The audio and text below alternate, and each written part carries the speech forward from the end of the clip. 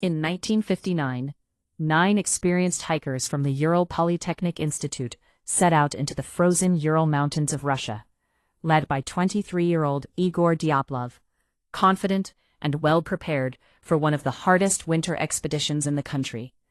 Before leaving, they sent a final message home saying everything was fine and their spirits were high, but that would be the last time anyone heard from them alive. On the night of February 1st, they set up their tent on a slope called Kolotsakol, a name given by locals that means Mountain of the Dead. That night, something happened that forced them to flee their shelter in absolute terror. When search teams arrived weeks later, they found the tent ripped open from the inside, their shoes, coats, and food still neatly inside, as if they had escaped without thinking. Footprints in the snow showed they did not run, but walked calmly away from the tent, into a blizzard, where temperatures dropped below -30 degrees. The first bodies were found under a tree, barefoot and wearing almost no clothes, frozen in unnatural positions.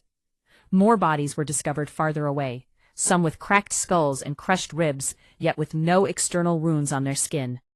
One woman was missing her tongue, another had no eyes, and several had strange orange discoloration on their skin.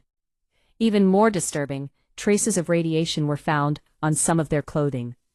Doctors compared the injuries to those seen in car accidents, but there were no signs of struggle, no animal attacks, and no avalanche damage to the campsite. The scene made no sense.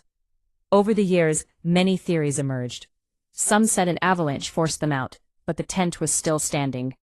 Others believed the Soviet military was testing secret weapons nearby, supported by reports of strange orange lights seen in the sky that night, and the sudden classification of the case files. Another theory suggested infrasound, a rare wind phenomenon that can cause intense fear and hallucinations, drove them into panic without understanding why.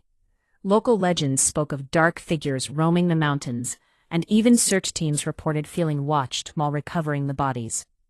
When the Soviet investigation closed the case, it ended with a single haunting sentence: the hikers died due to a compelling unknown force.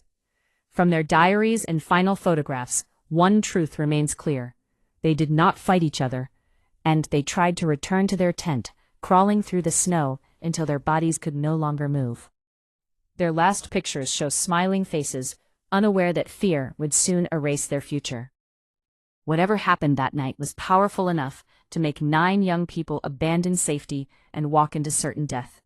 The mountain still stands today, silent and cold, and the wind still howls across the place where they died. No official explanation has ever fully solved the mystery, and the truth remains buried beneath the snow, reminding the world that some real stories are darker than any fiction, and some questions were never meant to be answered.